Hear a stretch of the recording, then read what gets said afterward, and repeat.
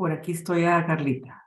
Sí, Voy ya a te hacer, vimos, voy ya a te hacer vimos. una... Buenos días a los dos, Benito y Sonia. Buenos días, Benito, querido. Voy a hacer una pruebita de subir la presentación. Voy a cerrar alguna. Buenos días a todas y a todos presentes en este espacio.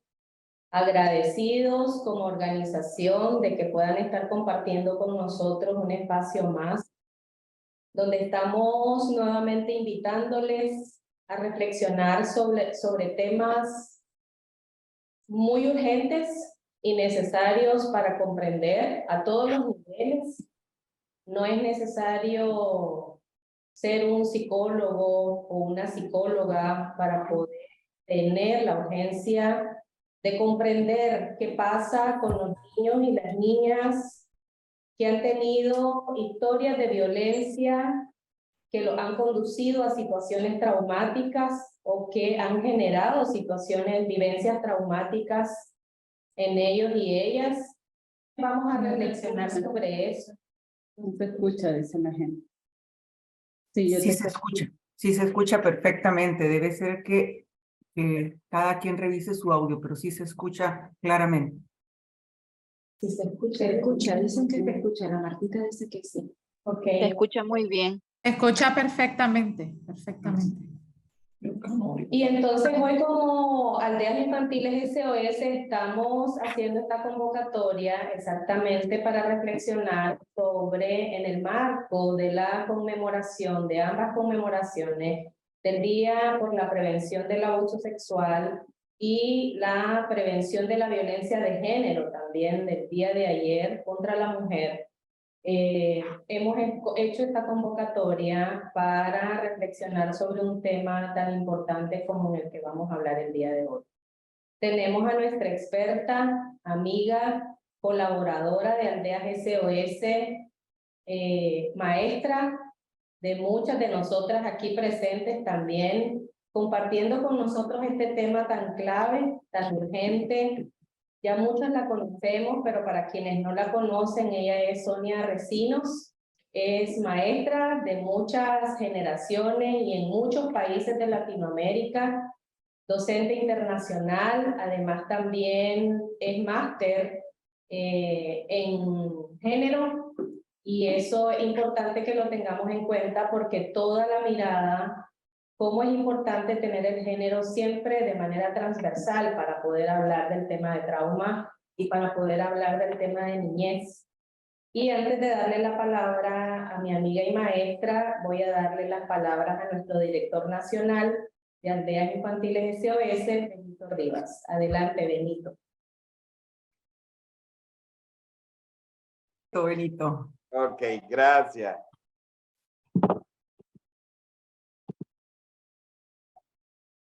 Parece, problemas con el audio. Les ruego disculpas. Muy buenos días a todas, a todos y a todes. Un saludo a todas las personas que se han conectado a este webinar que en Aldeas Infantiles SOS Nicaragua hemos organizado en el marco del Día Mundial para la Prevención del Abuso Sexual Infantil y el Día Internacional de la Eliminación de la Violencia contra la Mujer. Les hemos invitado a participar de este webinar, Trauma del Desarrollo, una revisión psicofisiológica más allá del trauma complejo, que está, para quien hemos invitado y a quien envío también un saludo muy especial a nuestra gran amiga, la doctora Sonia Recinos, quien ha estado muy de cerca acompañándonos y colaborando con nuestra organización. Y muchas gracias, doctora Recinos, también por facilitarnos esta importante reflexión sobre las implicaciones que la violencia tiene en la vida de las personas, particularmente de los niños, las niñas, las adolescentes y las mujeres. En el año 2000, la Asamblea General de las Naciones Unidas designó el 25 de noviembre como el Día Internacional de la Eliminación de la Violencia contra la Mujer, invitando a los gobiernos, a las organizaciones internacionales y a toda la sociedad para involucrarse y coordinar acciones que eleven la conciencia pública para eliminar todas las formas de violencia contra las mujeres. Como principal antecedente de esta efeméride, desde 1981, militantes y activistas en favor del derecho de la mujer observaban el 25 de noviembre como un día de protesta y conmemoración contra la violencia de género. La fecha de este Día Internacional de la Violencia contra la Mujer fue elegida para honrar la memoria de las hermanas Mirabal, 3 activistas políticas de la República Dominicana que fueron brutalmente asesinadas en 1960. De acuerdo con estudios e investigaciones, hasta el 70% de las mujeres experimentan violencia en el transcurso de su vida. La violencia contra las mujeres se ha convertido en un problema estructural. Se dirige hacia las mujeres con el objetivo de mantener o incrementar su subordinación al género masculino, toda la cultura patriarcal que se nos impuso. Su origen se encuentra en la falta de equidad en las relaciones entre hombres y mujeres en diferentes ámbitos y en la discriminación persistente hacia las mujeres. Se trata de un problema social presente tanto en el ámbito doméstico como en el público, en diferentes vertientes, física, sexual, psicológica, económica, cultural y otras. Y afecta a las mujeres desde el nacimiento hasta la edad avanzada. No está confinada a una cultura, región o país específico, ni tampoco a grupos específicos de mujeres en la sociedad.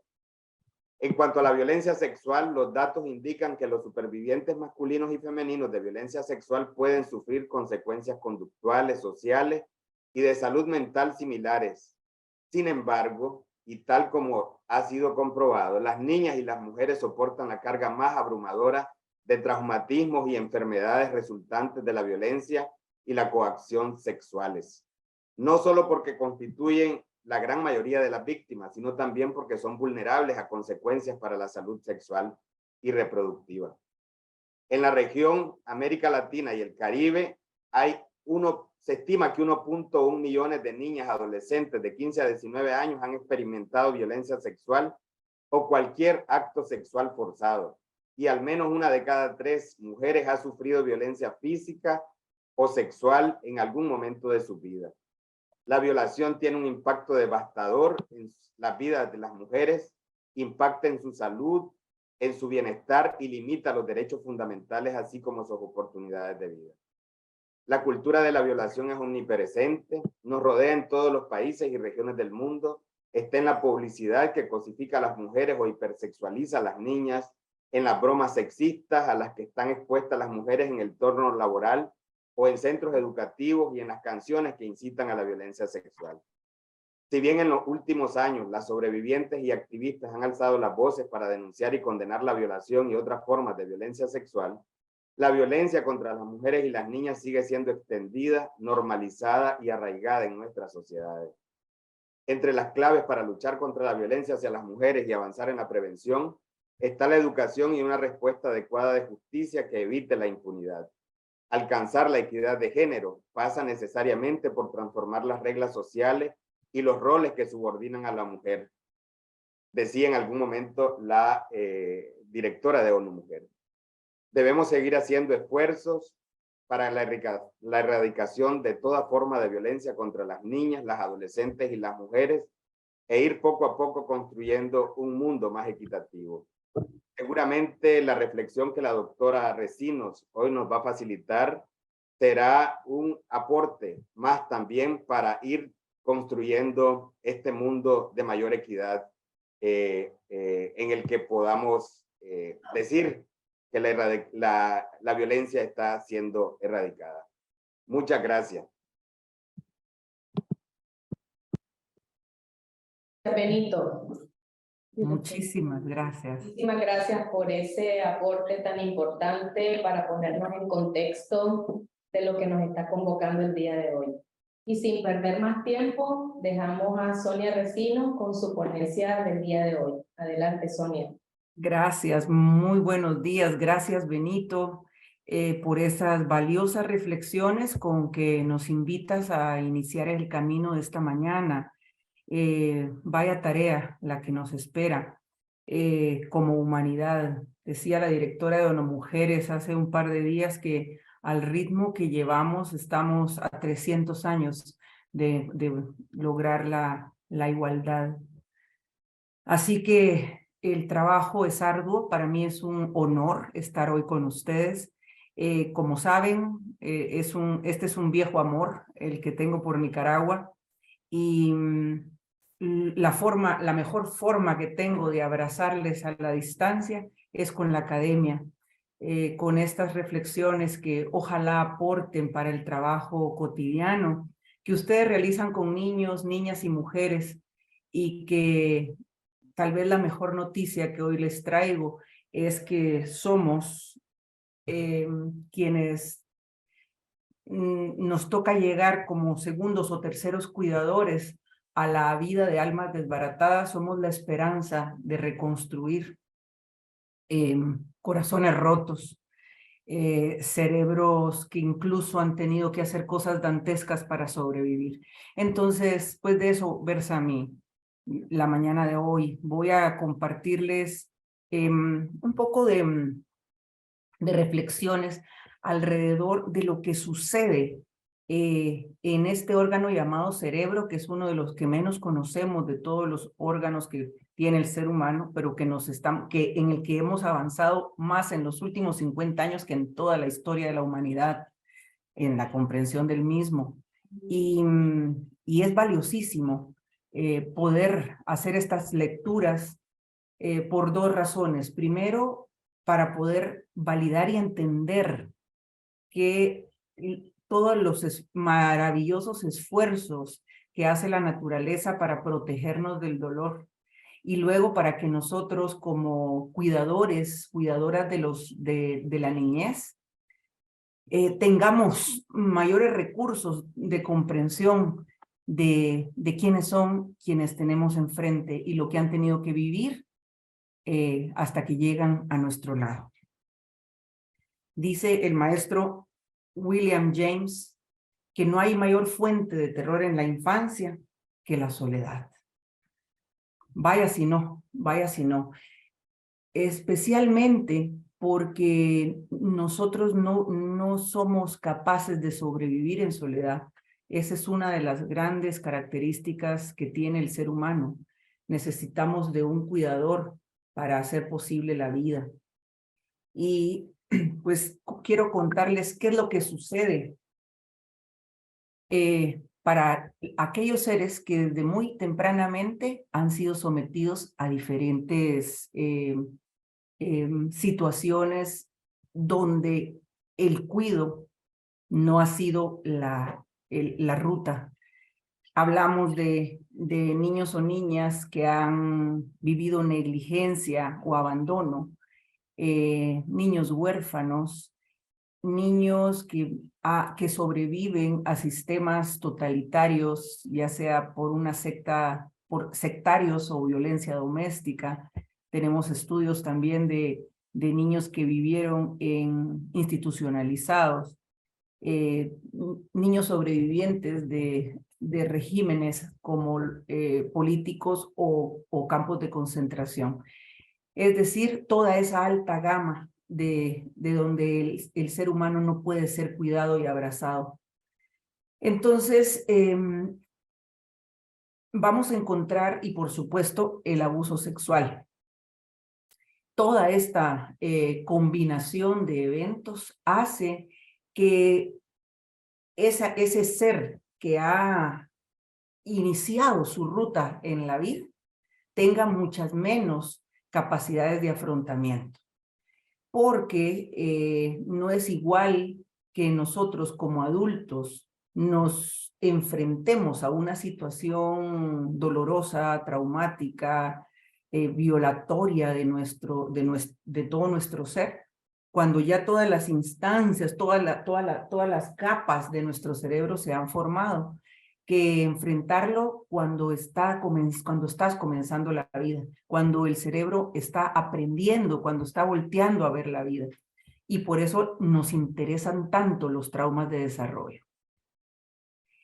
Dado que muchas de ustedes y muchos de ustedes trabajan cotidianamente con estas criaturas, no les será extraño la teoría que voy a compartirles.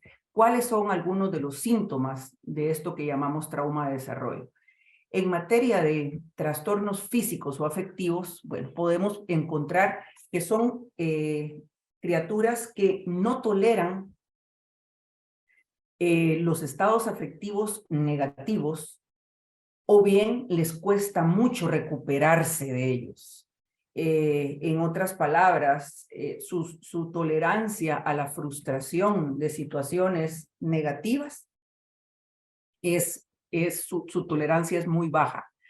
Les cuesta también modular los estados físicos negativos, es decir, los que causan algún tipo de incomodidad.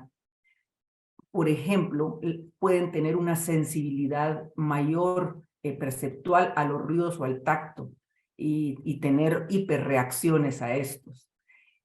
También hay muchas quejas somáticas, es decir, quejas de estados físicos que no son fáciles de explicar, pero que ellos los experimentan y que ahorita vamos a ver por qué los experimentan, de qué está hablando ese cerebro que realmente lo está experimentando. Tienen menor conciencia física o emocional, porque la conciencia tiene que ver con el yo. En la medida que yo tengo, he desarrollado todo un aparato psíquico, he construido todos los pisos de mi yo, puedo ir allá adentro, puedo encontrar referencias, las cosas tienen nombre, las sensaciones las reconozco. Y alguien, como les digo, que tan tempranamente ha sido sometido a tortura, negligencia, vejaciones, abusos, sencillamente se le ha dado ese derecho de poder desarrollar el yo. Vamos también a hablar un poquito de eso. Tienen, por la misma razón, menos capacidad para describir sus emociones. Tú puedes describir aquello que conoces y si tú tienes altas habilidades verbales, que además las habilidades verbales son áreas más sofisticadas del cerebro, están, por decirlo así, si estoy aquí de lado, ¿verdad? Las áreas del lenguaje podríamos decir que son el segundo piso de nuestro cerebro, y el último piso, el más nuevo, es el neocórtex, el que solamente tenemos los humanos. Y bueno, entonces poder accesar a las áreas del lenguaje es algo más sofisticado. Y si muy tempranamente también sufriste cualquier tipo de trauma o de situación que no te permitió desarrollar esto, no solamente no conoces todo el abanico de emociones, sino que además no tienes la forma de describirla.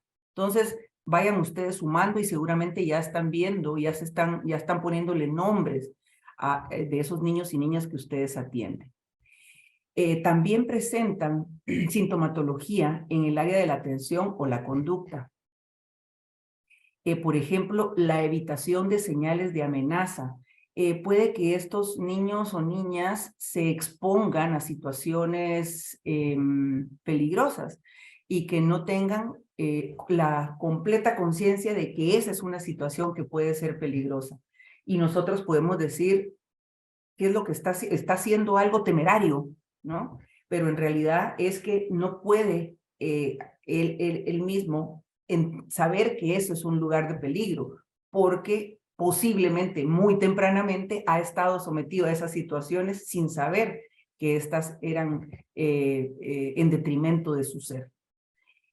También pueden tener, así como pueden estar en un lugar donde no pueden observar la amenaza, también pueden estar hipervigilantes al peligro futuro. Es decir, un sistema de alarmas que está permanentemente conectado, diciendo todo lo que me rodea eventualmente me puede lastimar.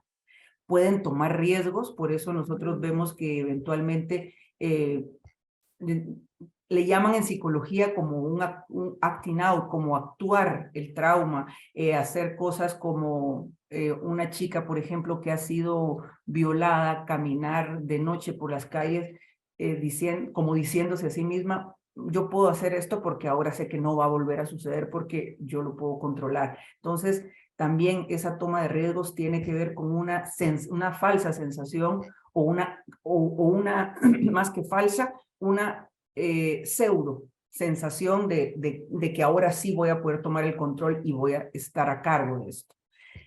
Como muchos de estos niños han sido abusados sexualmente y por lo tanto han sido activadas áreas sexuales que no debían y respuestas físicas que no debían haber sido experimentadas por el niño o la niña, pues pueden tener también cuadros de masturbación compulsiva, que estoy bastante segura que ustedes conocen de esto y han tenido que lidiar con esto en su trabajo, así como las conductas de autolesión, que estamos pues realmente ante una, mejor no lo digo muy alto porque si no lo están padeciendo, ojalá, pero estamos como en una época de presencia de muchas conductas autolesivas, como una especie de moda.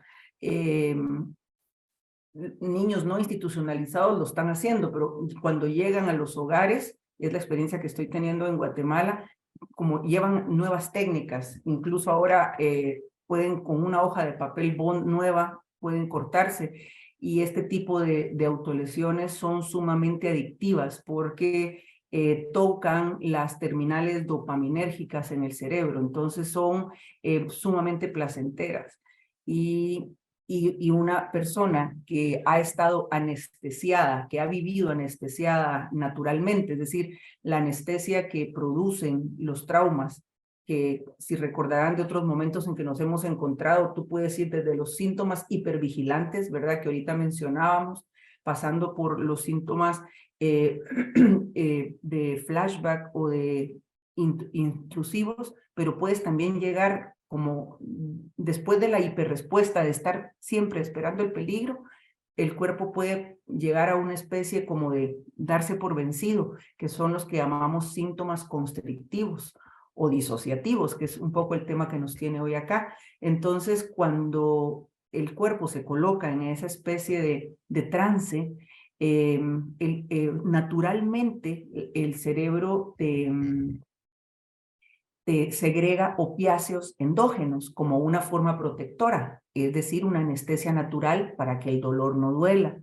Entonces, ellos han encontrado que estas autolesiones provocan algo similar, ¿verdad? En ese momento se segrega ese opiáceo y, como les digo, además, la conexión que tienen con las terminales dopaminérgicas. Este es un tema que no lo podía saltar, y que sé que seguramente lo están padeciendo y que pueden entonces estar seguros que tiene que ver también con toda esta batería de síntomas que aparecen por haber vivido traumas tempranos. Incapacidad para seguir planes, esto lo decimos mucho cuando trabajamos con niños y niñas sobrevivientes y ellos te lo dicen, no sé ni siquiera ¿qué voy a hacer hoy para poder controlar lo que siento? No sé qué voy a hacer mañana, ni menos qué voy a hacer en unos años. De ahí la importancia que reciban el tratamiento adecuado para poder comenzar a mover el tiempo dentro de su cerebro y su corazón. Fíjense que aquí hay un tema que no quiero que pierdan de vista y que es medular para las reflexiones del día de hoy. Si estamos hablando de trauma de desarrollo, estamos diciendo que este niño o niña fue violentado en sus primeros sistemas de cuidado. Y si fuiste violentado en tus primeros sistemas de cuidado, quiere decir que alguien o algo de tu sistema primario fue amenazante, es decir, que en lugar de abrazarte y decirte que el mundo era un lugar seguro, te expuso, te lastimó, etc. Entonces, si en estos primeros vínculos se funda, fíjense bien, en estos primeros vínculos se funda tu forma de cómo fuiste amado por la primera vez, tú vas a aprender a amar. De la forma en que fuiste abrazado, vas a aprender a abrazar. Y si desde muy tempranamente tú no fuiste visto, porque ahora sabemos que el hecho mismo de ver al niño, de verlo a los ojos, de tocarlo y abrazarlo desde el nacimiento, juega un papel importantísimo para su desarrollo cerebral y emocional. Imagínense ustedes, estos niños que son víctimas de todo esto que hemos mencionado, ¿no? Entonces, por supuesto, van a presentar una serie de trastornos que tienen que ver con ellos mismos y con la forma en que se relacionan con otros. Ellos se sienten dañados, algunos se perciben como entidades no humanas, se pueden dibujar como rocas, como objetos, como seres de otros planetas. Sienten que algo de ellos ya no está bien, especialmente cuando han sido abusados sexualmente de forma activa. Se sienten indefensos y ese sentirse indefensos está completamente documentado. Así es que están indefensos, ¿no? Porque todo lo que tenían que desarrollar, todo lo que su sistema de cuidado debía desarrollar en él para que él pudiera enfrentarse al mundo de una forma sana, no lo ha podido recibir. Ve con preocupación a su cuidador, porque su cuidador muchas veces no es su cuidador, sino su agresor. Entonces, puede que tenga una desconfianza extrema y que nosotros como cuidadores secundarios o terciarios un poco nos toque pagar los platos rotos, ¿verdad? Y nos vean a nosotros como, ¿por qué voy a confiar yo en ustedes si ni mi mamá me quiso? O pongan continuamente a prueba el vínculo con nosotros, porque quieren ver si realmente nosotros nos vamos a quedar y si los vamos a seguir queriendo a pesar de, ¿verdad? Entonces vamos a ver que pueden tener comportamientos oposicionistas, desafiantes, agresivos. Hay una historia que acabo de leer en un libro que se llama El niño que fue cuidado como perro. El autor es un psicólogo que comienza el libro contando una anécdota de él mismo, de una niña que le llevaron a consulta. Dice, yo soy un hombre sumamente alto, entonces siempre que llega un niño, lo primero que hago es agacharme, ¿no? Para recibirle. Esta era una pequeña niña de raza negra que estaba en los regazos de su madre.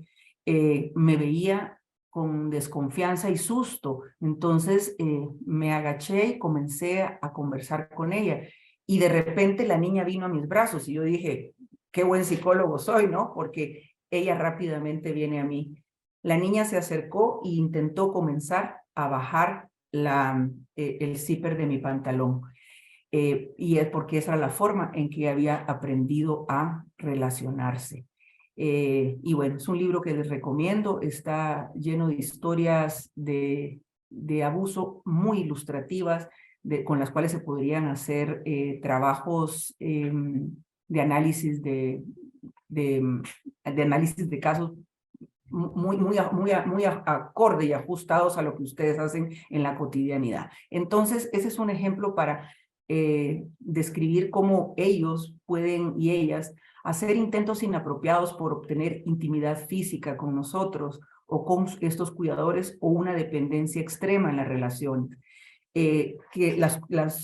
Y ambos comportamientos, otra vez, ¿verdad?, tienen sentido dentro del derrotero que este niño ha vivido. Así como esta niña había aprendido que cuando veía a un hombre tenía que tener algún tipo de intimidad sexual porque era la forma en que había sido sexualizada, también pueden acercarse de una forma dependiente y creer que nosotros somos sus salvadores, ¿no? Entonces, presumo que también han vivido esto y como dice el budismo, si supiéramos comprender, no necesitaríamos perdonar. Y de ahí la importancia que continuamente estemos en estos procesos de formación para poder leer con la mirada adecuada de qué trata el dolor de un alma que fue violentada tempranamente. Por supuesto, también encontraremos síntomas clarísimos de falta de empatía. Y me imagino que esto para ustedes como para mí cae de su propio peso, ¿verdad? O sea, ¿cómo yo voy a ser empática si nadie fue empático conmigo? ¿Cómo puedo yo entender qué es la empatía si nunca la he experimentado? Y ahí podrán recordar el caso que se llama la hija de la rabia o la hija de la ira, de una niña que muy tempranamente fue lastimada y luego lo que ella hacía era que ahorcaba pajaritos, le ponía agujas a sus perros y a sus gatos, ¿verdad? O sea, ella no tenía idea de lo que era sentir compasión por otro porque nadie la había sentido por ella. De manera que, bueno, esta tal vez es la parte donde me gusta compartir con ustedes qué es lo que nos está diciendo la ciencia. Hoy, más que nunca, les digo, tenemos evidencia de que el maltrato temprano altera la trayectoria de desarrollo del cerebro. Y fíjense que esas son palabras mayores. No es lo mismo llegar y decir, bueno, por ejemplo, yo que tuve una caída hace unas semanas y veo cómo se va recuperando mi pie y cómo va regresando toda la movilidad y la maravilla de ver una recuperación. Acá no, acá no. Es decir, y más adelante voy a volver sobre el tema varias veces. El gran problema al que estamos, ¿saben con qué lo emulo? Ya que yo soy guatemalteca y sabrán ustedes que es uno de los 2 países que tiene mayor desnutrición en América Latina, las secuelas que deja la desnutrición. Cuando tú vuelves a alimentar a este niño y haces toda un cuidado extremo de su nutrición, puedes llegar a recuperar ciertas áreas, pero hay otras que ya prácticamente quedaron alteradas para siempre, así de fuerte, así de fuerte. Entonces aquí es lo mismo, este ser que no pudo ser nutrido de la forma correcta durante sus primeros años de vida, va a tener serios problemas en el desarrollo cerebral. Una de las cosas interesantes, nosotros tenemos nuestro cerebro y los 2 hemisferios están como cubiertos por una tela, por una maravillosa tela que le llamamos el cuerpo calloso. Y ese cuerpo calloso está entre más temprano tú hayas sido estimulado, más se ha llenado ese cuerpo calloso de avenidas y calles que van y vienen hacia todos lados. Es decir, es una autopista que conecta los 2 hemisferios y por lo tanto permite que con esas conexiones se hagan cientos y cientos de funciones sobresalientes, ¿verdad? Efectivas. Hoy sabemos que los menores que han sufrido negligencia tienen un cuerpo calloso más reducido, más flaco, más delgado y por lo tanto menos enervado de estas calles y avenidas necesarias para la conexión. Entonces, fíjense qué interesante esto. Les cuento un poquito porque ustedes lo ven en la cotidianidad y les puede servir comprenderlo. Ese subdesarrollo, así como les hablaba de los niños desnutridos, podría sugerir un potencial apoyo en las desconexiones y los flashbacks que tanto reportan los niños y niñas y que a veces nos parece sorprendente e incluso hasta increíble que un niño pueda reportar flashback en edades muy tempranas, porque entonces tú dices, pero ¿cómo puede tener un recuerdo? Bueno, así de potente es así de potente es la violencia, así de potente es la desconexión. Puede que tú no recuerdes cómo te veía tu mamá cuando te amamantaba, pero si esa madre en vez de amamantarte te golpeaba y te sacudía, es posible que sí lo tengas, que tengas el recuerdo, porque no olviden algo que varias veces hemos dicho, si algunos de ustedes me han escuchado o han escuchado a mi hermano, psiquiatra Byron, Byron siempre nos dice que la amígdala, que es el centro de las emociones y que está alojada como una avellanita en medio de los 2 hemisferios en la parte de atrás central, que venimos cableados para lo negativo. Efectivamente, o sea, aunque la amígdala es el centro de las emociones y es el que guarda, es como la biblioteca de todas las emociones, en realidad la sobrevivencia en la vida depende y dependió siempre de que nosotros nos pudiéramos poner a salvo. Entonces, por eso es que estamos un poco cableados más para lo negativo que para lo positivo. Entonces, esos recuerdos están ahí muy, muy fijados y por eso muy tempranamente estos niños también comienzan podemos nosotros notar clínicamente y que experimentan fenómenos disociativos, los vemos como oídos, como que si de repente estuvieran en otro planeta. También tal vez fíjense que estamos hablando de solamente algunas de las instancias cerebrales que le dan sentido, que para mí era muy importante que hoy ustedes se las lleven y las puedan reflexionar, porque hablar de trauma temprano es hablar de 2 o 3 áreas que han sido vitales en ese cerebro. La otra es el hipocampo. Esa no se les va a olvidar porque el hipocampo es la biblioteca de todo lo que ha pasado en nuestra vida desde que nacimos, incluso antes de nacer. Ese hipocampo ha ido guardando una biblioteca llena y llena de información cotidiana. Todas las memorias están ahí. Así que los trastornos de memoria pueden asociarse también a anomalías en esa gran biblioteca, debido a que esta criatura, si tempranamente ha sido sometido a todos los tipos de violencia que he mencionado, una de las hormonas que se encargan de encenderse y disparar chorros de una forma protectora, que al final no resulta tan protectora, es el cortisol. Y entonces esa amígdala está estimulada en exceso, dice la teoría, está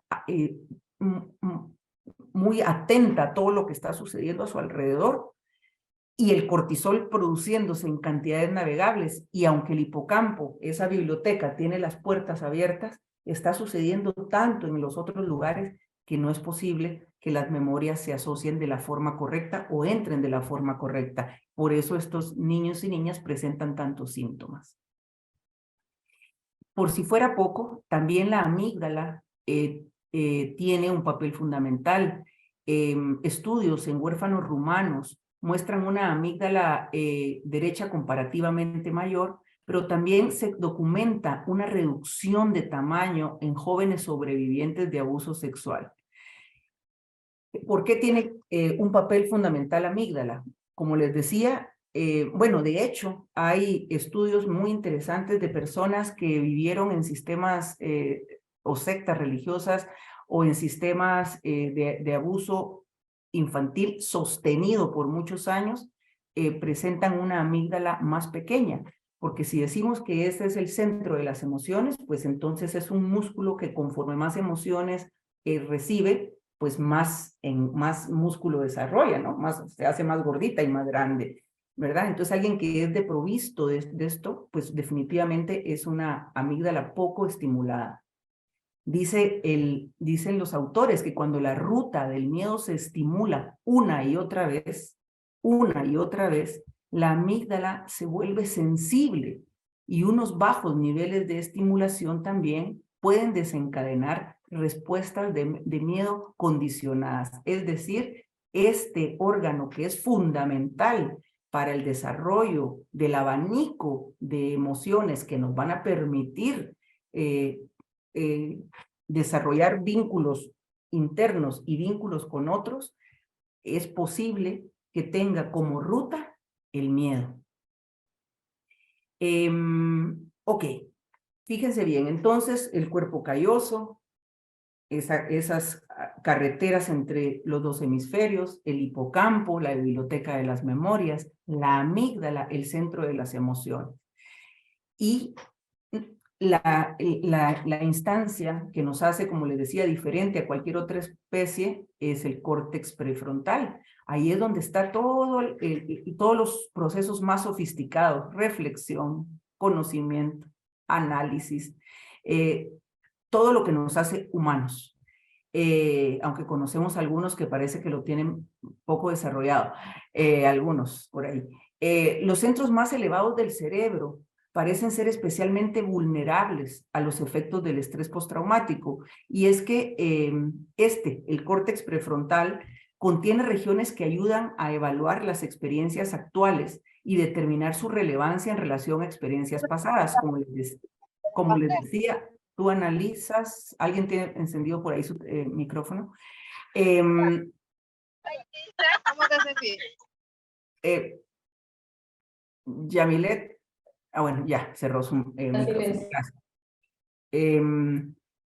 Les decía que el córtex prefrontal, al tener todas las funciones más sofisticadas que desarrollamos los humanos, como les decía, pensamiento de primer nivel, análisis, comparación, reflexión, Nos dice aquí el autor que es ahí donde nosotros podemos evaluar una experiencia actual y determinar su relevancia en relación a experiencias pasadas. Y entonces, si tú puedes, si tú has tenido un correcto proceso de aprendizaje, por decirlo así, tú puedes decir, esta situación que estoy viendo ahorita puede representar una amenaza para mi integridad, porque en algún momento de la vida pasé por aquí, entonces no lo voy a hacer. Ese es un pensamiento, ese es de primer nivel y por lo tanto es esta área la que contribuye a ello. Pero como les decía, como el cerebro se ha ido evolucionando por pisos, este es el último piso y cuando ha habido tanta actividad en las áreas más primitivas, especialmente cuando un niño o niña ha sido sometido a la violencia, no ha sido posible que ha habido tanta hiperactividad aquí que no ha sido posible que esta también pueda participar de la forma correcta. Entonces, fíjense bien qué interesante esto. Sin información del córtex prefrontal, ¿verdad? Sin que éste pueda decir, hey, cuidado, eso es amenazante, la amígdala no puede calmar fácilmente la respuesta de miedo. Entonces, por eso es que vamos a ver que muchas de las respuestas serán bastante primitivas, bastante básicas. De nuevo hay un micrófono ahí, de nuevo Yamilet, tu micrófono, por favor. Ford distingue entre el cerebro de supervivencia y emergencia y el cerebro de aprendizaje. Y otra vez, van a ver que encuentran aquí similitudes y referencias en la población que atendemos. Es decir, que el cerebro está preparado para asimilar nueva información y crecer, y ese es el proceso normal. Sin embargo, cuando nosotros no podemos invitar a las áreas más sofisticadas, las de análisis, las de lenguaje, no vamos a poder dar cuenta objetivamente de las experiencias, tanto vividas como sentidas, y ponerlas en el contexto adecuado. En otras palabras, como dice aquí Ford, cuando estás ante una emergencia, el que está encendido y trabajando es el cerebro de emergencia, no el cerebro del aprendizaje. Y entonces por eso vemos que muchas veces estos niños y niñas pueden ponerse en situaciones de riesgo porque no pueden hacer ni la comparación ni han podido asimilar de la forma correcta el autocuido. Aquí lo dice más claro, ¿no? Estas zonas están poco desarrolladas en personas que han sufrido traumas, pues el cerebro superviviente está demasiado ocupado protegiendo de las amenazas que proceden del exterior. Bueno, esta es una cuestión que necesitaba contarles y que en algún momento, precisamente en Aldeas, lo platicamos por allá, por 2017-18, antes de la pandemia. Fíjense qué interesante. El cerebro trabaja haciendo procesos de poda, ¿sí? Descartando ciertos caminos que no utiliza y fortaleciendo los de mayor uso. Entonces, hoy sabemos que ese es el cerebro de ese niño o niña, es un gran campo verde lleno de altas posibilidades de hacer un mundo inmenso de experiencias. Pero si tempranamente el niño es sometido a cualquier tipo de trauma, tortura, negligencia, violencia, abandono, y esos son los caminos cotidianos, adivinen qué hace el cerebro. Pues obviamente podar las otras rutas, las de la alegría, las de la confianza, las del vínculo, porque por ahí ese cerebro no está pasando. Y entonces, contrariamente a lo que quisiéramos, se establecen con más fuerza los caminos que están desregularizados, los que le llevan a más desregularización, porque el cerebro dice, permíteme, yo estoy quitando lo que no uso y estoy dejando a calles y caminos más anchos y abiertos para lo que sí está sucediendo. De modo que cerebros desregularizados y afectados por el estrés se adaptan al entorno traumático, caótico e impredecible. Esto es importantísimo que nosotras y nosotros lo podamos comprender. Espero que así lo esté logrando. Bien, Teacher, por su parte, nos dice que la neurobiología del desarrollo infantil va a tener definitivamente repercusiones de estrés crónico y trauma sobre el cerebro. Imagínense ustedes que hoy sabemos que, y creo que más adelante lo menciono, que todo este proceso de poda, de los más importantes procesos de poda, terminan a los 2 años de edad. Es decir, las mayores y mejores rutas que el cerebro elige, las elige durante los 2 primeros años.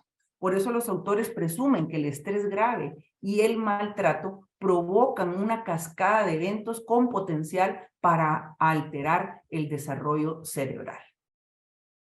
Así que vienen cosas que me interesa mucho hablar con ustedes porque como lo mencionó Benito, hoy quería, porque sé que varias veces hemos hablado de trauma complejo, que hoy pudieran ver más allá del trauma complejo. Si bien la doctora Herman nos hizo ese gran aporte, después del desorden de estrés postraumático nos dijeron, no, estos niños no solamente tienen estrés postraumático, también tienen situaciones más intensas que hoy conocemos como trauma complejo. Y hoy venimos a decir, pero todavía hay más, ¿verdad? Hay más.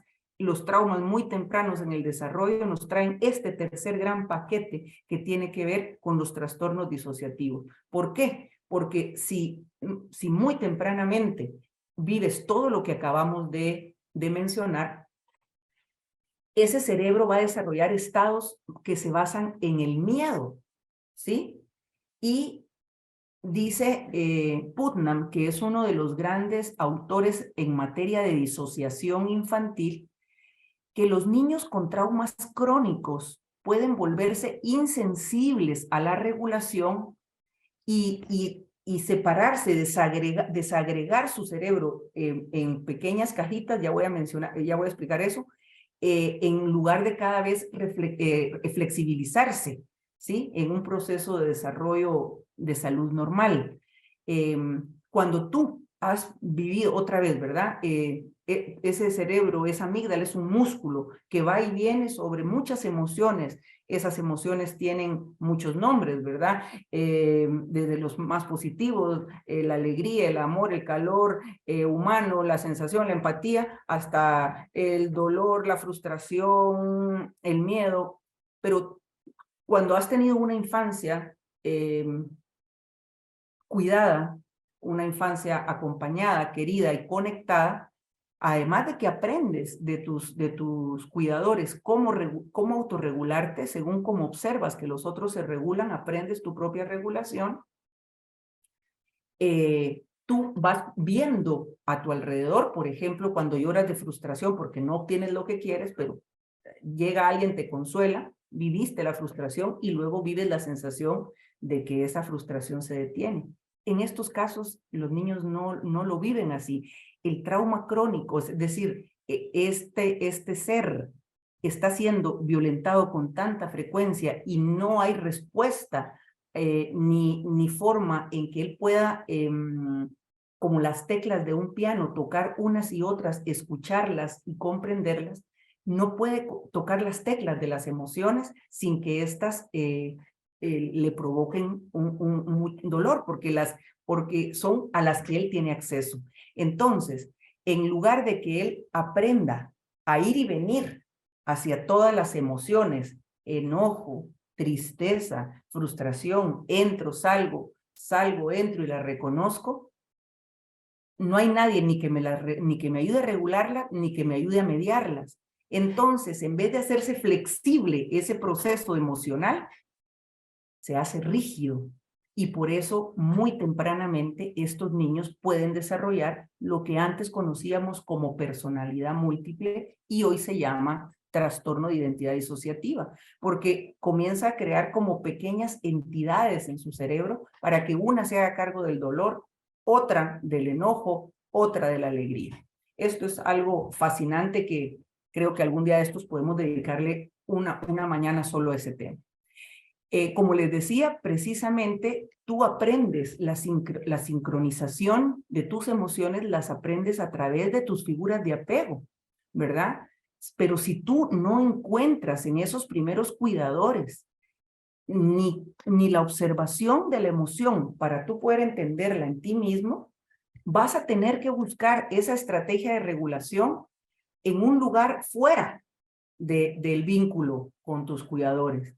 Y normalmente, pues, vamos a encontrar que especialmente de la adolescencia a la edad adulta, las estrategias serán patológicas, porque esas estrategias de regulación no provienen de ambientes afectivos. Estamos hablando de que puede desde conductas riesgosas hasta consumo de sustancias, autolesiones, todo lo que te permita regularte, que no es precisamente el vínculo.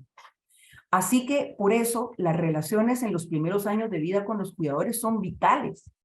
Y cuando hay rupturas del apego, vamos a encontrar que todos los sistemas de alerta y miedo están sumamente alterados. Sin embargo, les iniciaba esta charla diciéndoles que nosotros podríamos de alguna manera, cuando somos capaces de abrazar, de ser fiables como segundos cuidadores, podríamos de alguna manera compensar esas falencias neuroquímicas. No podemos devolvernos en los procesos de poda, pero sí podemos ofrecer un nuevo espacio, al menos de confianza, donde este ser aprenda nuevas formas de encontrarse consigo y con los otros.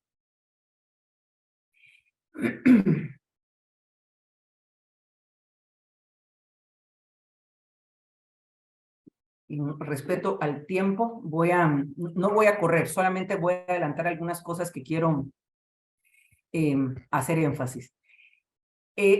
Antonio Damasio ha sido uno de mis profesores virtuales, de quien he aprendido mucho sobre la conciencia básica y el papel que tienen nuestros primeros afectos en la vida. Y vean por qué. Se los cuento rapidito. Cuando tú naces, vienes como una pizarra en blanco que no tiene todavía un yo. No quiero que se oiga enredado, pero síganme un momentito con el ejemplo. Tú vas desarrollando ese quién soy yo en la medida de que eres con alguien y que eres para alguien, ¿sí? Tu mamá te mira, tú lloras porque tienes hambre, porque necesitas que te cambien el pañal, porque tienes sueño, porque tienes cólico y eres atendido. Y ese otro yo comienza a inscribir las primeras palabras en el tuyo, ¿verdad? Entonces, ¿cómo me desarrollo yo? Me desarrollo en espejo con otro, ¿verdad? Por eso les decía que las relaciones vinculares de la primera infancia van a ser las fundadoras de nuestra propia personalidad. Por eso dice aquí Damasio, esas sensaciones permiten que aparezca el yo consciente. El desarrollo del afecto, el saberte amado, escuchado, atendido, visto, querido, es el pilar fundamental para la conciencia consciente que cada afecto va a teñir en nuestras interacciones y nos va a ayudar a unirlas para que nuestra vida sea una cadena de eslabones que uno va uniendo al otro y uno al otro. Cuando uno de esos cuidadores lastima profundamente, abandona, golpea, tortura, este eslabón se rompe y el niño trata de buscar su yo y no lo encuentra. Por eso dice el autor, si ese proceso de continuidad del vínculo se ve perturbado por los efectos del terror, la humillación o ira, se van a convertir en algo que hay que evitar y por lo tanto se devienen además estados de evitación, de pérdida de recuerdos y de desorganización. ¿Se acuerdan que decía al inicio que tú puedes estar en un estado hipervigilante o bien caer en estados constrictivos o de abandono? Entonces, al ser ese microambiente, ¿verdad? De tus primeros apegos, un lugar donde eres amenazado continuamente, llega un momento en que entonces el niño de una forma protectora dice, aquí todo duele, no quiero estar contigo. Hay estudios muy interesantes de madres que tienen problemas de apegos desorganizados con sus hijos, que cuando el niño llora, y ustedes seguramente los han visto alguna vez y los han o viven en nuestras aldeas, ustedes ven que estos niños se arquean y gritan y hacen lo que podríamos decir una pataleta y un berrinche, y la mamá llega a tratar de consolarlo y él rechaza ese vínculo, precisamente porque se devienen estos estados de evitación, es decir, tú no me consuelas, no, tu presencia no logra consolarme.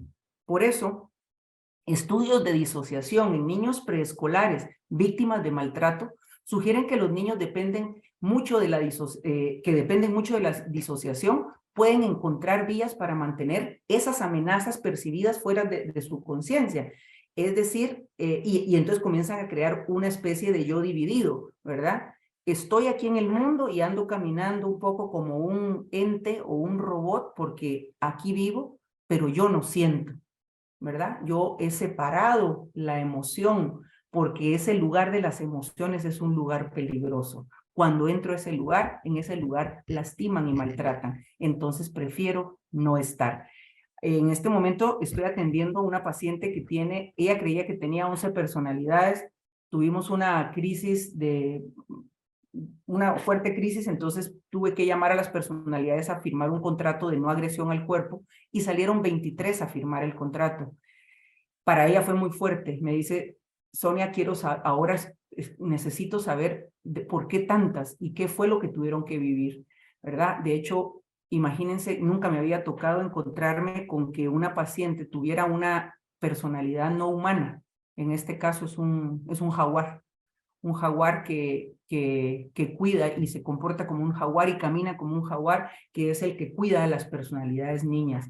¿Se pueden ustedes imaginar, bueno, cuántas cosas vivió esta mujer, cuán tempranamente fue sometida a todo tipo de vejámenes y violencias para que su mente tuviera que dividirse en tamaño, cantidad de entidades para poder sobrevivir? Entonces, ven, aquí les va a quedar un poco más claro lo que les decía del yo, y Carlita, me mandas un mensaje para decirme cuánto tiempo me queda.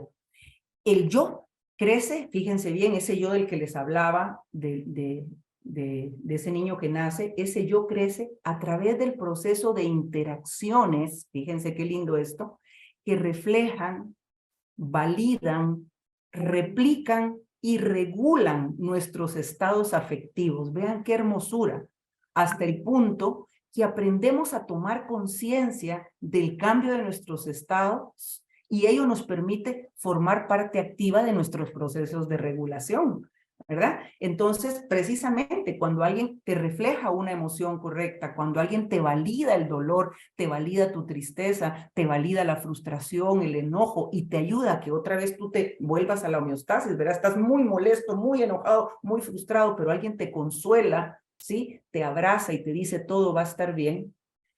Y por lo tanto tú vuelves a la homeostasis, ahí estás aprendiendo a entrar y salir y poder hacer de las emociones de la vida una armonía. Pero si eso no sucede, si las reacciones de tu cuidador son poco empáticas y rígidas, provocarán que el niño se desconecte cada vez más de las relaciones que necesita y que le van a permitir precisamente construir esa armonía. En vez de una armonía será algo que suene que no tenga un sonido agradable. Vamos entonces concluyendo. Juntemos las piezas de lo que hemos hablado esta mañana. Sufrir un trauma temprano combinado con la ausencia de un cuidador consciente o atento puede hacer que el niño o la niña desarrolle múltiples procesos operativos internos que compitan y que en ocasiones vean a la madre o al padre como un cuidador o como alguien aterrador y dañino. Por acá tengo un libro que he estado, hay varios, de hecho, este señor, se lo recomiendo, creo que es un libro que deberían leer todos ustedes que trabajan con niñez. Se llama Instrumental. James Rhodes es un músico, un talentoso pianista, tal vez de los mejores pianistas que tiene ahorita el planeta, sobreviviente de un abuso sexual temprano pavoroso. Hay que leerlo. Pero en este libro, Las mujeres de Auschwitz, me encontré la historia de una niña, bueno, en realidad la que cuenta la historia es una niña sobreviviente del campo de concentración, pero estuvo ahí junto con su madre. Y vino ahorita a mi mente porque a pesar de que sufrieron vejámenes y torturas pavorosas, la diferencia que tiene esta mujer con otros niños que han vivido en sistemas completamente desbaratadores, son dos cosas. Una, que definitivamente era una niña recursiva, o sea, su primera infancia había sido abrazadora. Entonces ella llega a ese lugar ya con un sistema de protección, para decirlo, ya estructurado. Y el segundo es que le tocó vivir la experiencia a la par de su madre. Entonces, por más de que ahí había tortura y todo eso era amenazante, esta niña tenía el amor y tenía siempre sus ojos puestos en que ambas sobrevivieran. Eso es algo verdaderamente hermoso. Entonces, vean la diferencia. Podríamos decir que, como dice acá, esta es la extraordinaria historia de una joven judía que puede contarlo desde el amor, cómo pudo sobrevivir a tanto. Acá no, ¿ven? Este ejemplo de acá no, porque ese padre o madre es un cuidador aterrador, un no cuidador, es un ser aterrador y dañino. Entonces, ese niño que vive experimentando el terror con frecuencia, lo que va a hacer es evitar vincularse en ese lugar tan amenazante. Por eso, otro de los maestros, Putnam, Clough, siempre que oigan de ellos, estamos hablando de trastornos de los estudiosos de la disociación. Putnam dice que la rigidez y la impermeabilidad de los estados cambiantes, ahorita que les decía, mi paciente con 23 personalidades tiene cada una de estas personalidades guardan diferentes emociones y recuerdos traumáticos. El problema es que no están integrados en ella, sino que en cada uno. Por eso él habla de que ante el dolor, ante la amenaza, lo que tú haces es guardar las todo lo amenazante en cajitas que queden fuera. Por eso estos niños se disocian tan fácilmente y les cuesta creerte y vincularse contigo, ¿sí? Y puede que conforme más tiempo pase, ya no solamente las situaciones, escuchen esto qué interesante, amenazantes le lastimen, sino que posiblemente por los procesos de poda, hasta los no amenazantes comiencen también a lastimarles. Y entonces estos niños se hagan resistentes a la intervención. Y nosotros digamos en la cotidianidad, pero ¿cómo hacemos? O sea, no logramos avanzar. Pues aquí podrían tener algunas de las respuestas. ¿Por qué nuestros pacientes con traumas crónicos tienen dificultad para responder a nuestro consuelo y al afecto de nosotros como nuevos cuidadores? Bueno, precisamente porque esos procesos disociativos, ¿verdad?, que le han separado, que se han separado en su mente y le han pedido que mejor se ponga a salvo no estando, ¿verdad?, separándose, disociándose, organizan el cerebro de manera que inhiben los efectos sanadores de las experiencias correctivas y los intentos por calmar pueden incluso desencadenar la evitación. Es decir, nosotros nos acercamos y abrazamos y le decimos todo va a estar bien, y ese todo va a estar bien para él es otra vez como el niño que se arquea. ¿Cómo que va a estar bien si tú no sabes lo mal que yo estoy? Además, no le creo a la gente que me dice que voy a estar bien. Entonces, los efectos sanadores que nosotros podríamos propiciar puede que más bien provoquen mayor evitación. Por eso, abordar la disociación infantil implica develar esas islas ocultas de afectos y experiencias que están separadas en la mente de este niño y procurar integrarlos en una experiencia cohesiva del yo. Es decir, como lo puse de subtítulo, como tratar de juntar todas las piezas de esa alma. Invertir los estados disociativos requiere de que nosotros, no solo los terapeutas, aunque aquí el autor habla del terapeuta, yo diría de todos nosotros que trabajamos en la ruta crítica del cuidado de los niños, requiere que estemos en sintonía, ¿verdad? Y que realmente estemos comprometidos en facilitar y en propiciar la integración de sus emociones. Esta noticia que hoy les doy es importante, ahora les mandaré esta presentación vía Carla, porque los sistemas de poda son importantísimos. Las conexiones cerebrales se ven reforzadas por el uso y la repetición, y las que no se refuerzan pronto acaban por ser podadas. Es decir, que todo lo bueno que hubiéramos querido que se quedara ahí, más bien el sistema de poda cerebral, porque lo que hace el cerebro es siempre estar optimizando, ¿verdad? Entonces, como dice, voy a necesitar más espacio, poda, poda y poda. Estudios cerebrales nos muestran que los lóbulos prefrontales reflejan millones de capacidades y conexiones que disminuirán a los 2 años. Lo que les decía hace un momento, esta poda y selección se basa en las experiencias individuales de lo que puede necesitar el niño según su entorno.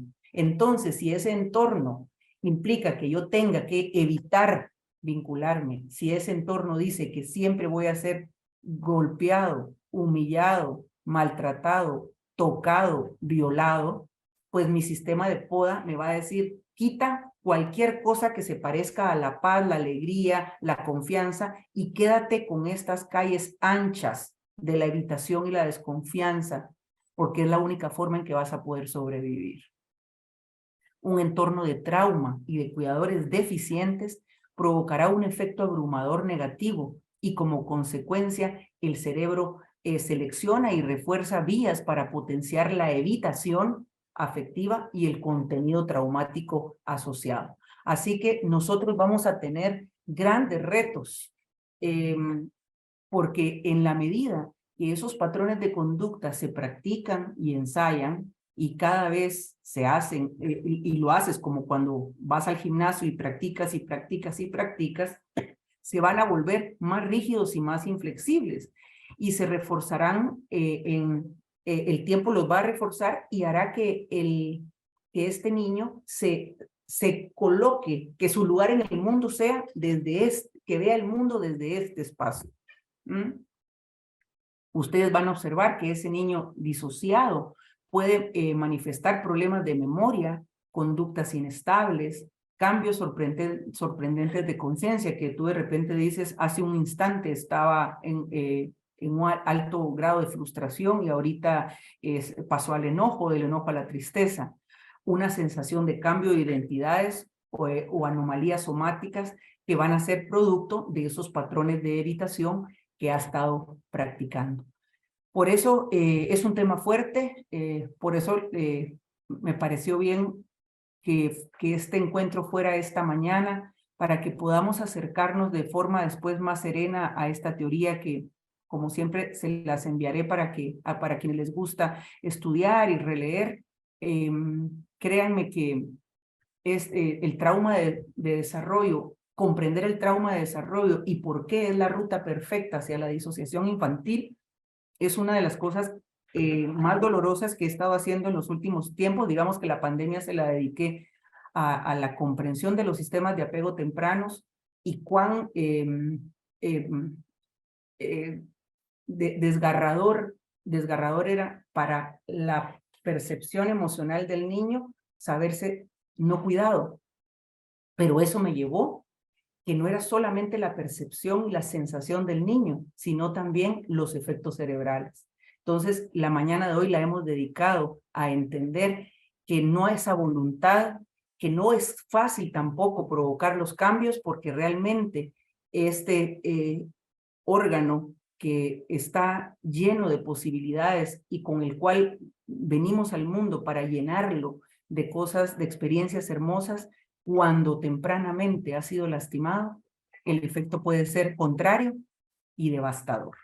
Así que abro un periodo de preguntas si ustedes así lo quieren y estoy para servirles. Sé que el material es mucho, pero también sé que les será de gran utilidad en la cotidianidad con sus poblaciones en aldeas. Así es, Sonia, definitivamente. Muchas gracias por tu conferencia. Dejamos el espacio para algunas preguntas, aunque yo puedo iniciar leyendo comentarios que hay en el chat.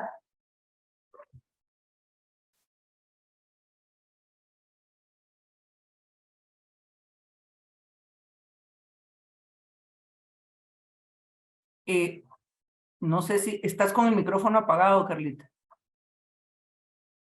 Dice uno de los primeros comentarios que si podés explicar esto de la segregación de opiáceos que tiene que ver con las autolesiones. Ok, importante. Gracias. Bueno, vean. Es interesantísimo. De hecho, donde a mí se me encendieron las alarmas fue cuando leí a James Rhodes hace ya un par de años. Él tiene un capítulo para hablar sobre las cortadas. E incluso dice, si usted cree que es propenso a esto, le recomiendo que no lea el capítulo, porque lo hace de una forma bastante descriptiva. Es muy fácil. Bueno, intentaré que lo sea.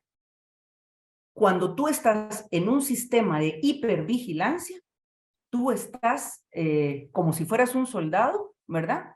Que tiene que estar pendiente de no ser atacado. Todos tus sistemas de alarma están encendidos.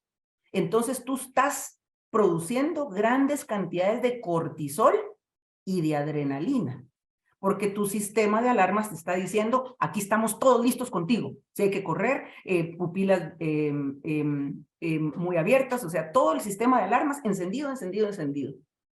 Pero en el otro extremo, el cerebro también, y esto lo vemos sobre todo en personas que están en sistemas totalitarios, como les decía, violencia doméstica, secuestro, campos de concentración, sectas totalitarias. En vez de estar encendido porque tu sistema de alarmas dice, hey, a cada rato te aviso que estamos en peligro, pero no me escuchas, entonces el otro sistema, el contrario, dice, entonces mejor me apago. Y en ese apagado, una forma protectora, el cerebro produce opiáceos endógenos, es decir, que también, así como te enciende y te da sustancias que te tienen muy avivado, también te regala una especie de anestesia llamada opiáceos endógenos. Entonces la persona tiene una sensación de extraña calma, como decir, ay, aquí no se siente nada, ¿verdad? Y de hecho, los pacientes que se disocian tienden a experimentarlo con frecuencia. Bueno, si está claro eso, cuando las personas se cortan, lo que produce la cortada es una sensación tan agradable que se presume que en ese momento hay una hiperproducción de opiáceos endógenos. Entonces, esa cortada les provoca una sensación de absolutamente agradable, al punto que este hombre que dice, yo llegué a ser adicto a las cortadas más que a la heroína. Dice, cuidado con las cortadas porque son más adictivas que la heroína. Con eso respondería. Ok, gracias, Sonia. Sería interesante si Ruth estás por ahí, nos dijera si te quedó clara con la respuesta que acaba de dar Sonia. Excelente, muchísimas gracias. Es muy interesante conocer lo maravilloso que es nuestro cerebro, la importancia que tienen todas esas respuestas y comprenderlo para nosotras y para nosotros, ¿verdad? Que estamos en el afán de ayudar, comprenderlo. Es muy importante para saber o para, por lo menos a veces lo hacemos de manera intuitiva, ¿verdad? De saber cómo ayudar. Muchísimas gracias por la respuesta. Y excelente la presentación, quiero más. Ya saben, aquí estoy. Definitivamente, esto es solo una pruebita, Ruth. Así es. Solo estamos calentando motores para 2023. Ay, qué alegre, pues me invitan. Totalmente. Uno de los grandes desafíos, Sonia, que nosotros tenemos y tiene que ver con este comentario que acaban de dejar aquí también en el chat, de cómo las que cuidan a otras personas también lidian con los traumas. Ah, eso es importantísimo. Dice, estos temas están muy interesantes, ya que como cuidadora tenemos estos tipos de traumas. Bueno, recuérdense que, miren, ahí les voy a contar rápidamente una anécdota. Uno de los grandes estudiosos del trauma, Henry Crystal, él estuvo en un campo de concentración. Es uno de los grandes maestros, junto con el doctor Bessel van der Kolk y otros, en la materia. Y él estuvo recuérdense que hace, digamos que en las generaciones anteriores, estar interno, ¿verdad? En el colegio era algo de mucho prestigio, especialmente en Europa. Entonces, él estuvo internado. Y un día llega a su escuela, al que fue su colegio, y ve que entre los alumnos destacados está él y otras 2 psicólogas. Y entonces le dice, fulanita, veo que nos dedicamos a algo muy parecido. Y le dice, claro, Henry, le dice, es que nosotros no estamos teorizando, nos estamos sanando, ¿verdad? Entonces, por supuesto, muchas de las personas que nos dedicamos al cuidado somos de alguna manera sobrevivientes de algunos de estos de algunas de estas situaciones, y esto nos pone en contacto con nosotros mismos. Por eso me remito otra vez a esa hermosa frase: lo que podemos comprender no lo necesitamos perdonar. Necesitamos trabajar mucho en nosotros mismos, por supuesto que la teoría también sana, y saber que estamos frente a seres, y eso nos hace todavía más empáticos y empáticas, ¿verdad? Porque conocemos nuestro propio dolor y sabemos por dónde están pasando estas criaturas. Hay otro comentario que dice, súper la presentación, obviamente el tema requiere de seguir leyendo para identificar formas adecuadas de apoyo para niñas, niños y adolescentes que se encuentran en esas situaciones. Y dice el siguiente, gracias Sonia, esto reafirma nuestro compromiso con el cuidado y protección de las niñas, niños y adolescentes de nuestros programas. ¿Cómo se interviene con adolescentes que su cerebro está en constante poda? Esa es una buena pregunta a la cual la respuesta es complicada. Primero, recuerden que ni siquiera es en la adolescencia. La mayor parte de los sistemas de poda sucedieron entre los 0 y los 2 años. Y eso ya nos complica la existencia, ¿verdad? ¿Qué es lo que nosotros estamos haciendo? Yo estoy segura que la forma en que nosotros contrarrestamos esos sistemas de poda que escogen solo lo negativo es cuando comenzamos a proveer a los niños de ambientes seguros, familiares, cálidos, afectuosos, ¿verdad? Cuando comenzamos a ponerle música a ese corazón, ¿verdad? Porque entonces, por lo menos, si aquel sistema de poda ha decidido que solo lo negativo se queda, por lo menos comienzan a oír y a escuchar que hay la posibilidad de algo bueno. Contrarrestarlo del todo, no sé siquiera si sea posible, pero sí creo, como siempre, que la intervención y el amor hacen milagros. Bien, totalmente de acuerdo. Dice el siguiente comentario, excelente el contenido para poder aplicarlo a nuestro quehacer diario, tanto en la organización como en la vida personal y profesional. Excelente presentación. ¿Qué otras bibliografías recomienda para informarnos más sobre este tema?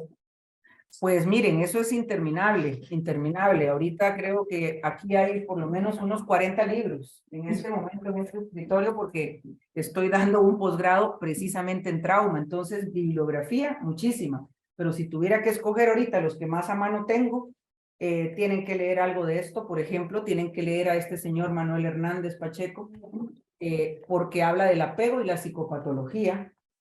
Tienen que leer al doctor Bessel Van der Kolk con El cuerpo lleva la cuenta. Tienen que leer a Peter Levine en el trauma visto por los niños. Tienen que revisar otra vez las teorías de apego. Bueno, es interminable, con muchísimo gusto. Más bien, creo que lo que nos pondremos la meta con Benito y Carla será de preparar otros módulos, ¿verdad? De trauma para el año que viene. Para mí será siempre un placer. Así será. Bueno, entonces hemos terminado de leer los comentarios en el chat. Bien. Benito tiene las palabras para el cierre. Muchísimas gracias, doctora Sonia Recinos, por esta excelente reflexión, esta excelente conferencia. Creo que para nosotros, los que trabajamos en una organización dedicada a trabajar con población de niñas, niños, adolescentes, jóvenes, mujeres, familias, comunidades en situación de vulnerabilidad, definitivamente cada vez que le escuchamos es un enorme aprendizaje. Muchísimas gracias por ayudarnos y por facilitarnos esta importante reflexión. Creo que ha sido muy oportuna para poder en esta ocasión, en el marco de la eliminación de toda forma de violencia, poder conversar primero para comprender todo lo que la violencia genera en la vida de las niñas, de las mujeres y de las adolescentes. Pero también cómo desde nuestro ámbito personal, desde nuestro ámbito familiar, comunitario y también desde el ámbito profesional, cómo podemos nosotros ayudar, por un lado, a sanar esas heridas y a poder contribuir a que las niñas y los niños puedan tener una vida en la que puedan lidiar con esos dolores que los traumas les dejan y tener una vida menos dolorosa y menos traumática. Así que de verdad, muchísimas gracias. Sabe que la queremos mucho, que para nosotros usted es una persona valiosa, una gran maestra para todas y para todos. Así que muchísimas gracias por este tiempo, por este espacio y por esta excelente ponencia. Un enorme agradecimiento también a todas las personas que se unieron, porque es una señal de que hay un gran interés de poder apoyar y poder aportar a esta forma de trabajo con las niñas, niños y adolescentes, y también para poder desde los distintos espacios poner un granito de arena. Así que de verdad muchas gracias porque se unieron en este día y pudieron estar con nosotros. Qué alegre, ¿verdad? Y que podamos más adelante poder tener otros espacios con la doctora Recinos. Como decía Ruth, definitivamente creo que cada vez necesitamos más. Así que muchas gracias. Que tengan un lindo día. Y abrazos a mi nicaragüita amada. Gracias a todas y a todos Adiós. los que pudieron estar aquí. Saludos y pasen buen día. Buen día.